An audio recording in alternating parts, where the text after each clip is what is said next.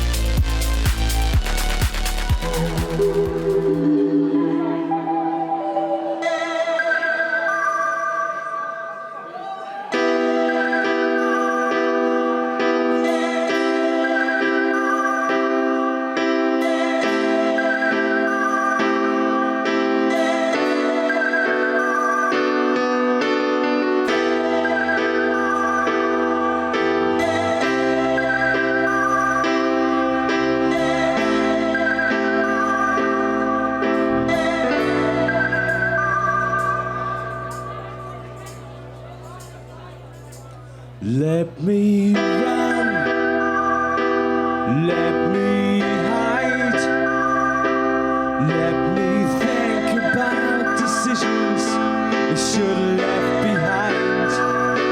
Allow me space, allow me time. I'd appreciate some patience before I accept it's fine. Preston, 1995. The independent music scene is growing in popularity. Young people are experimenting with a new style of rock music, with a softer and more melodic sound.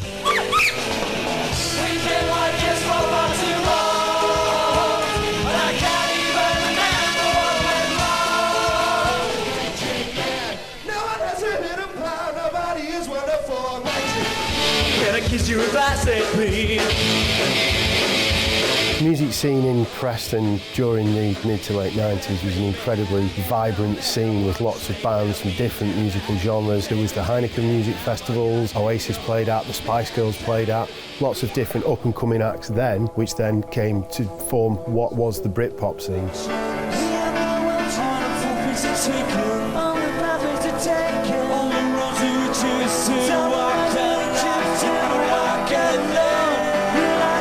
Preston, not being too far away from Manchester and Liverpool, was developing its own scene as well, and Tin Gods were one of those that were up and coming during that period in the 90s.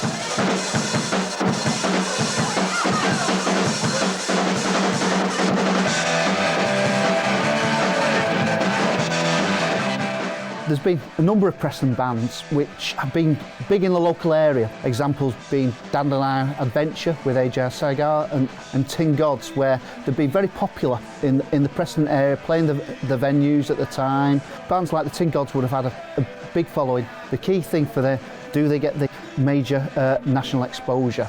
And that's the difference between something like Oasis and the Tin Gods.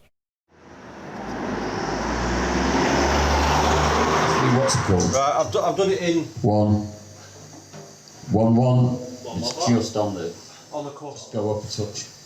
Right. I think you can see how that goes. I'll probably feed like fuck because obviously I'm doing it without. Hello, how are you? Is it coming through? You monitor? I think so.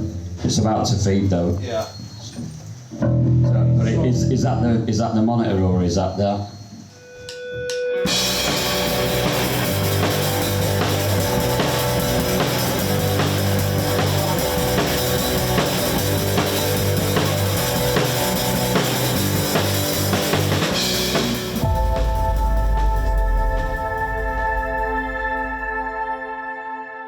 The band has been the best thing that's ever happened to me, and the band has also been the worst thing that's ever happened to me. I wouldn't want anybody losing as close of friends as I lost for that amount of time. It's a hard thing to talk about because we're all there again now, and it all started with me.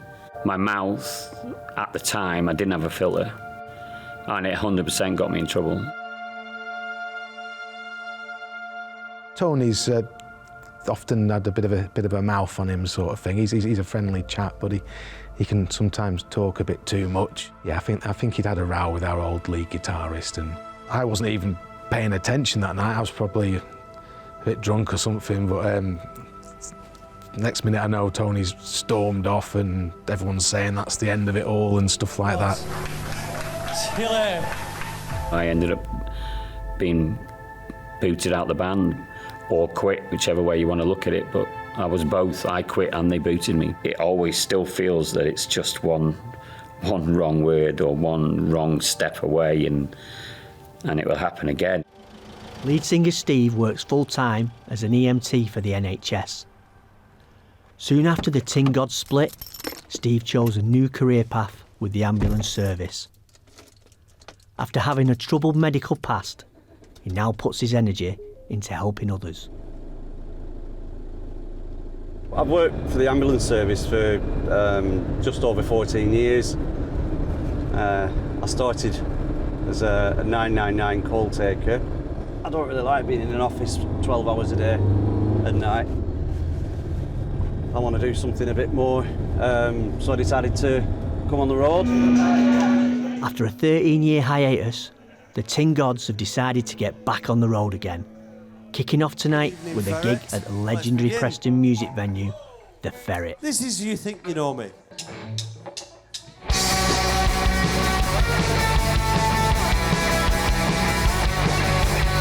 But I haven't shared a fifth of my song with you tonight. My life has never been fine by me. Sometimes a best, sometimes So yeah, we had a gig last night at The Ferret. Went really well. Big crowd again. Tony, our guitarist, started to feel unwell about 2 or 3 songs in, and he got a bit short of breath and had to stop singing for a bit. I just have bad autoimmune disease, and I have issues with my breathing and stuff. And my heart was racing so bad, it was like literally pounding, and I couldn't get my breath. I couldn't take a full breath in. So, as I was trying to not look like I was falling apart, but I was like also panicking, because at first I thought, as I was blacking out, as it came round, I thought I was having a heart attack at the time. Well, I didn't have a heart attack, not that I know of anyway, and it's a good way to die anyway, so if I'm gonna go, I'd like to go on stage. Fuck it. Where else would you want to be? Ah, good lad, he got the message. Yes. You've come ready for work? Hey! Yeah! Oh! After a turbulent and traumatic health scare for Tony, the band review their performance from The Ferret, always looking to improve for their upcoming tour. After the second chorus, I've got an idea, so you guys just keep it down. Strum a D and a G lightly, and see what the fuck happens. And then we'll bring it back into the chorus. I'm very lucky that everything that I do is really quite creative. I mean, as a software engineer, you have to be creative in order to solve problems. Being a guitar player in a band, you have to be creative in order to create, nice sort of accompaniment to the song. So no, I don't. I mean, it's always nice to play.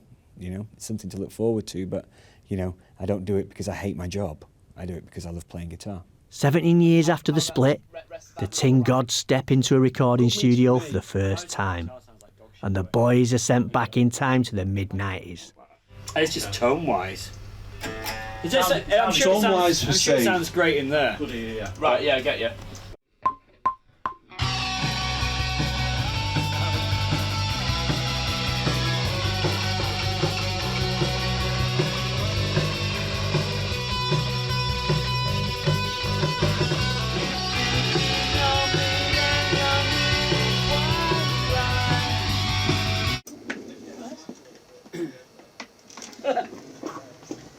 I didn't come in on the first, on that click. I missed it, but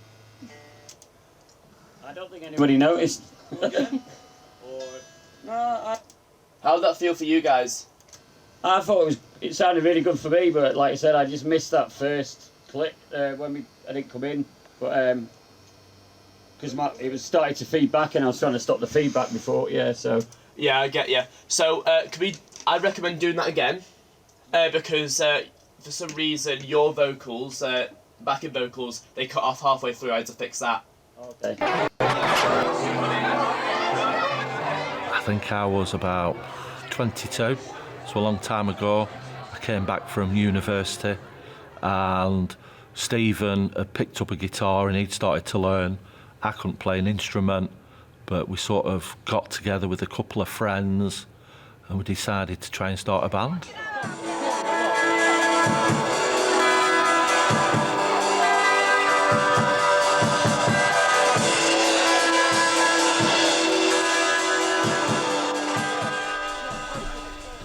As a thank you to their long-suffering family, the band puts on a mini-gig at a local practice room. When they came round and repossessed it, cunts. Don't swear, you're live on Channel 4. Oh dear. So I'm Stephen's wife, so I like supporting him with his music. I think I see the pleasure that music gives him. It really makes him light up and smile. Well, tonight's just a mini gig, so we're only going to have a few close family and friends here. Hope you enjoy.